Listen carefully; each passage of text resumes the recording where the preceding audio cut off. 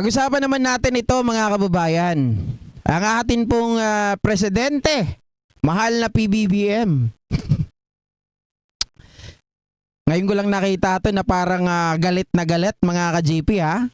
Talaga naman, itong si PBBM parang konti-konti nang nauupos mga kababayan. Unti-unti nang kailangang bawasan ang kanyang salop dahil punong-puno na ito.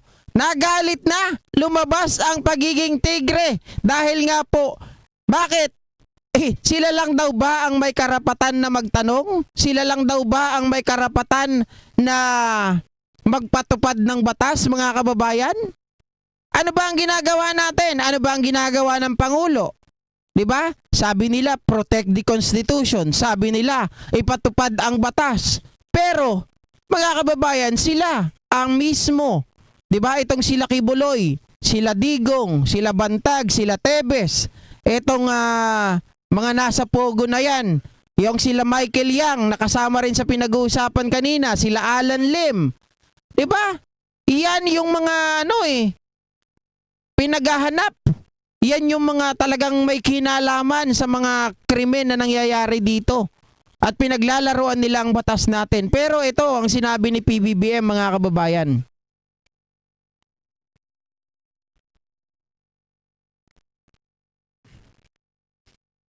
Teka lang po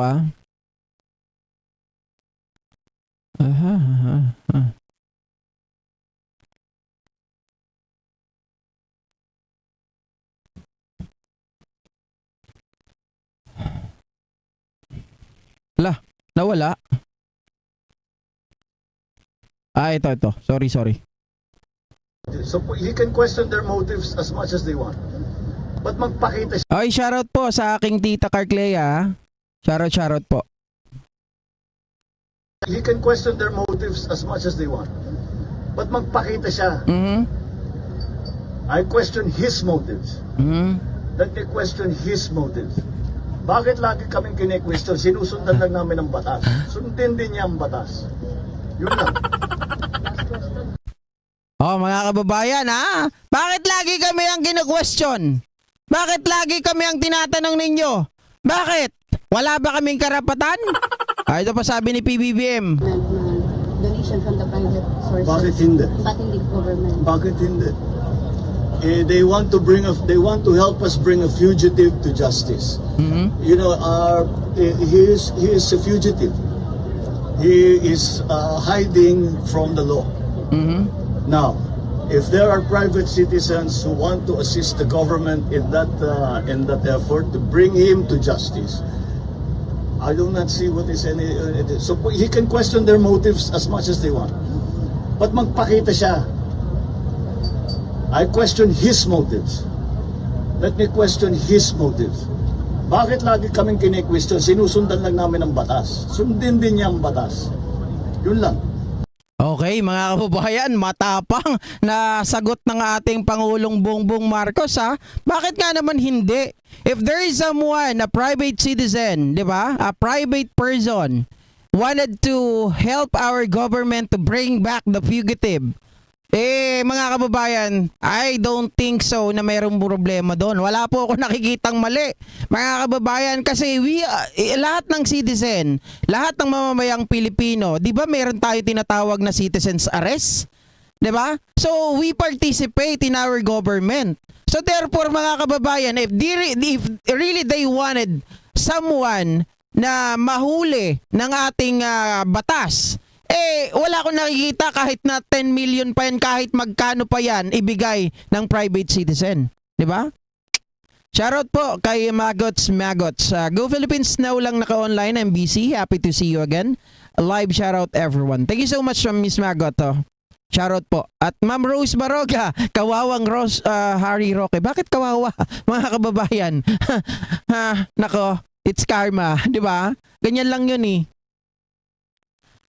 going back dito sa sinabi ng ating Pangulo, kasi kinu-question po nila mga kababayan ang 10 milyon na pabuya daw di umano dito kay Harry Roque. Ayon sa iba, ayon sa kanilang mga tagapagsalita at ayon sa kanilang mga panatiko, wala daw ginagawang masama itong si Harry Roque. Ay, so si Kibuloy rather, mga kababayan.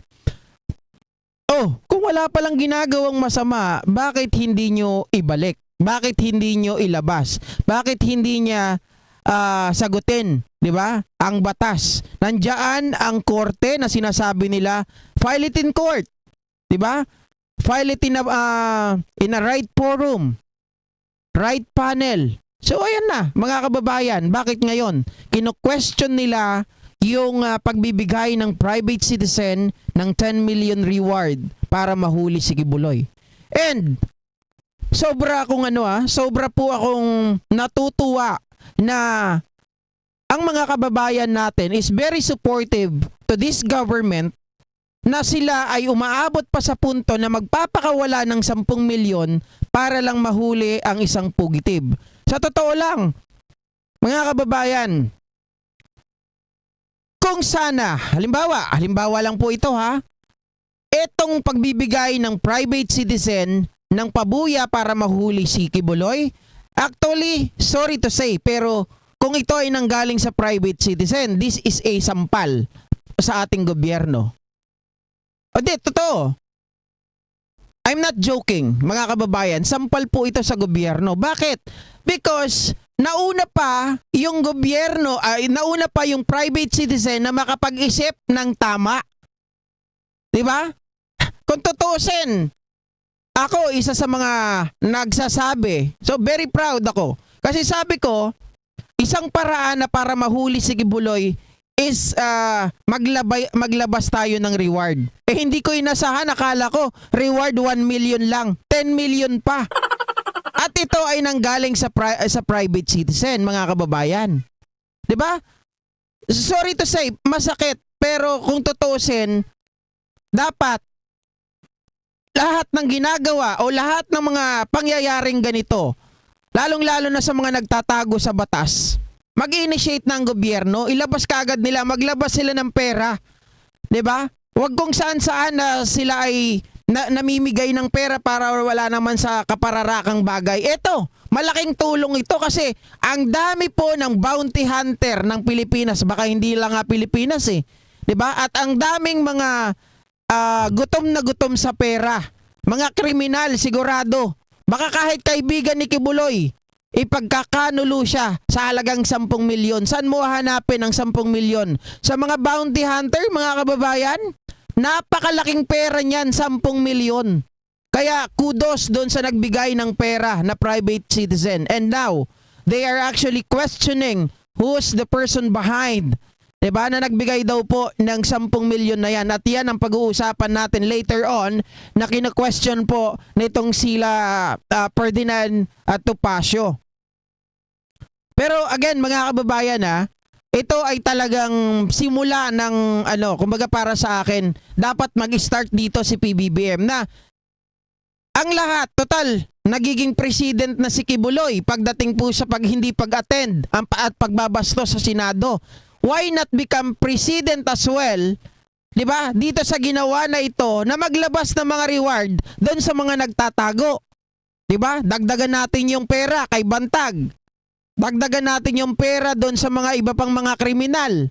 'Di ba? Mga kababayan, saglit lang 'yan. Pagpipiestahan ng mga kriminal, pagpipiestahan ng mga bounty hunter para lang magkapera. 'Di ba? 10 milyon isang tao, sigurado. Tama po, lumabas ang pangil ng Norte dito. Tama naman, magsalita naman si PBBM ng ganito. Bakit? Kayo lang ba ang tao sa mundo? Di ba? Lagi niyong sinasabi, we have a press freedom, we have a freedom of speech. Pero yung freedom of speech, press freedom ninyo, ay masyado ninyong sinasalaula. Ba't ang presidente, chief executive, bawal pa magsalita? Nung si Digong nga, lahat sinasabi niya I'm taking marijuana in order for me to stay awake. Diba? Pinipinger ko yung mga katulong ko.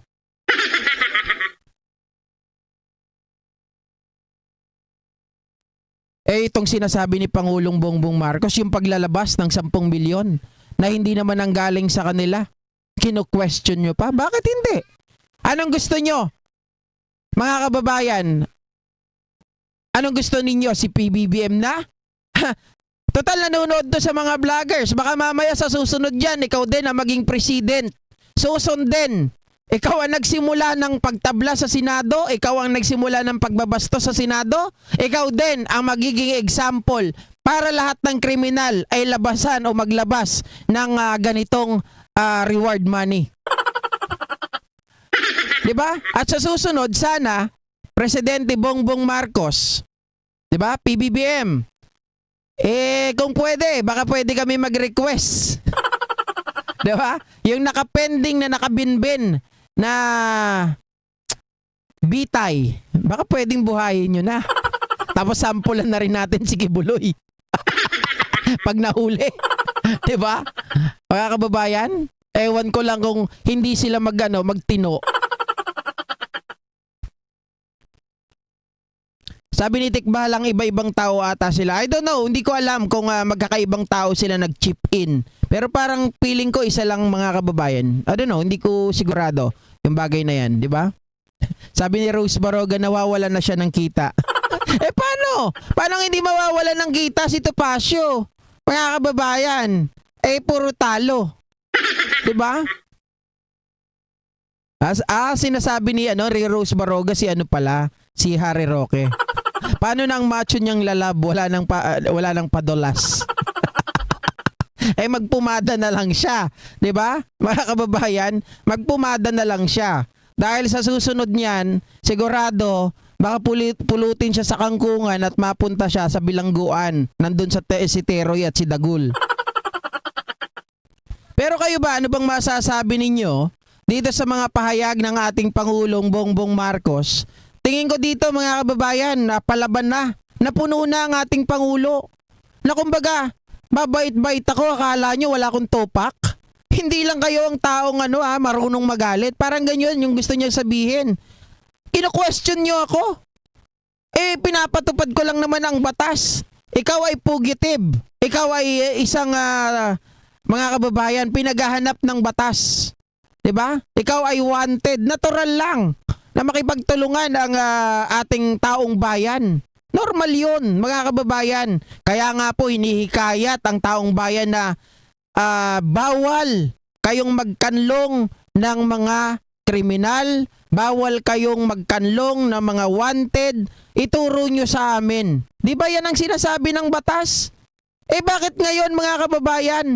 Kailangan pa ba isulat sa batas na pwedeng magbigay ang private citizen para makatulong sa gobyerno at mahuli ang kriminal? Pwede, ganun ba kailangan nakalagay doon? Word by word? Hindi naman siguro mga kababayan. Maliwanag doon na sinasabi, bawal tayong magkanlong ng kriminal, bawal tayong magkanlong ng mga pinaghahanap ng batas, at bawal tayong magkanlong ng mga most wanted. Isuplong ninyo, isumbong ninyo kung meron kayong nalalaman. Yan ang sinasabi. Nagulat siguro kayo. Nagulat siguro kayo, di ba? Gomer Pabroa, nagulat ba kayo na ang Pangulo namin ay nagsasalita na ng ganito?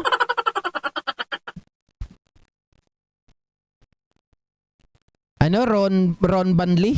Takot na takot ang admin sa Duterte? What? Halak ka. Nakapentanil ka rin na. Anong pinagsasabi niyong takot na takot? Paanong takot na takot mga kababayan? Sige nga, sabihin nyo sa akin, kailan nagpakita ng takot ang gobyernong ito?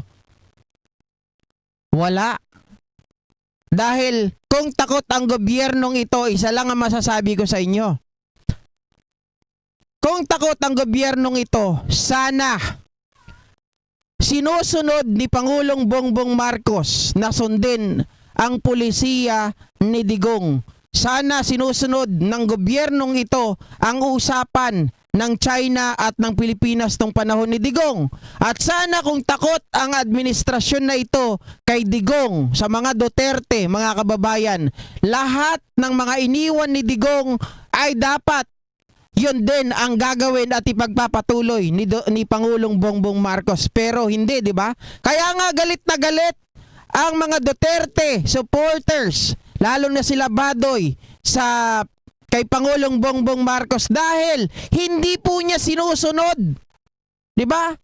Yung kala nila susundin ni Pangulong Bongbong Marcos, bakit mo susundin ng mali? Tanga ba si Pangulo? Eh di sana hindi na siya tumakbo kung susundin lang niya ang mga Duterte.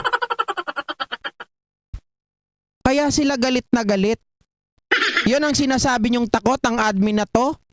They are exactly opposed sa mga Duterte. Sabihin niyo takot?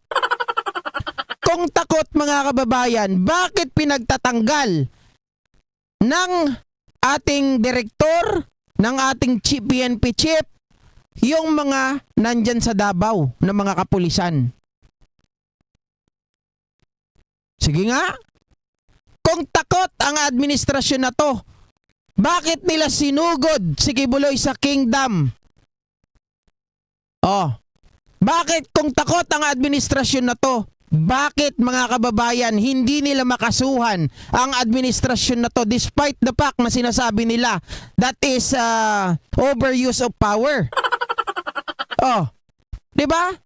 Eh kasi puro katangahan lang at puro pambubola ang ginagawa sa inyo ng mga Duterte. Ang ginagawa sa inyo ng mga followers nila. Bakit?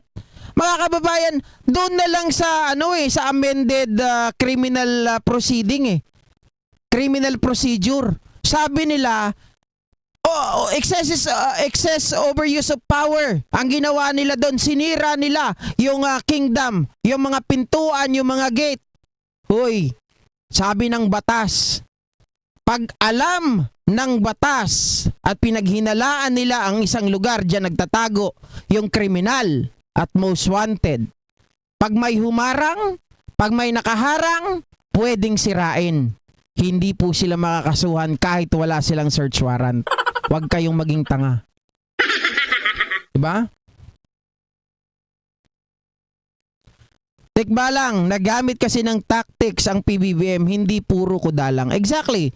Pero mga kababayan, I am not saying that this administration is perfect. Diba? Meron akong dyan binabanatan. Actually, magalit sa akin ng PCO. Diba? Pero mga kababayan, meron talaga silang mga sablay. Dapat yung mga press release. Bakit hindi ko sila nakikita na nagpe-press release? Hindi kagaya nung panahon ni Digong na ang bilis-bilis mag-press release. Dito sa admin na to, medyo mabagal, nababagalan ako pagdating sa bagay na yon.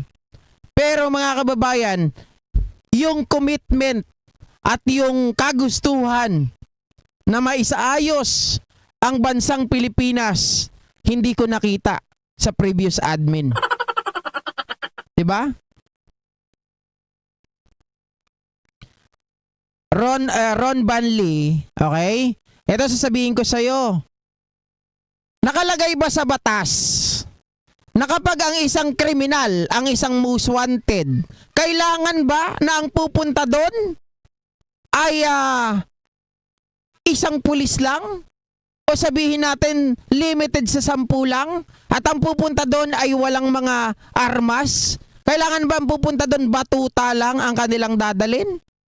Walang nakasulat yan sa batas, Ron Banley. Ang nakasulat sa batas, mga kababayan, any person na pwede nilang hulihin, kahit ilan pa na mga pulis, SAP, di ba? Ang pumunta dyan para mahuli yung tao, wala na kayo doon. Dahil, unang-una, kaya sila may armas, asawa, anak nila yan. Pangalawa, mga kababayan, alangan pumunta doon, batuta lang. Tapos baka mamaya, may mga stipe sa kanila o mayroong humarang sa kanila. Diyan, kita nyo, may mga baril na nga yung mga yon ang ginawa sa kanila. Inanuhan pa ng sundang. O, paano kung walang mga baril yung mga yun, baka pinagtataga na sila. Walang sinasabi ang batas kung ilan ang pwedeng manghuli sa isang tao. Yung pastor na sinasabi ninyo, mga kababayan, siya ay may kapabilidad na pumatay. 'Di ba? Kaya nga niyang manggahasa eh. Kaya nga niyang paglimusin yung mga tao diyan sa kalye at kung saan-saan pa eh. Bakit hindi ba pwede, mga kababayan, na siya ay pumatay? Ang daming baril. Oo, sinurrender niya yung ibang mga baril. Pero, nakakasiguro ka ba na wala ng mga baril yan? Yung mga bataan yan, diba? Yung private army niya na binabayaran pa ng panahon ni Digong. Sila nagpapasahod. Palagay mo, syempre, bilang isang pulis, kailangan, pag pumasok ka sa isang ganyang bagay, ikaw, mga kababayan, naka-defensive position ka palagi. Diba? Kumbaga, ikaw ay magsisiguro sa buhay mo because you don't know. Diba? You really don't know what will going to happen. At least, mga kababayan, ikaw ay vigilant sa sarili mo.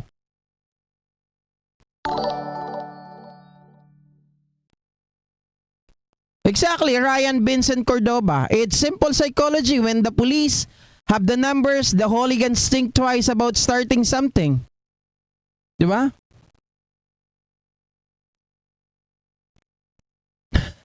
Tingnan nyo. Sabi pa ni Ryan, kahit saang bansa, the police always enforce warrants in numbers as a matter of procedure.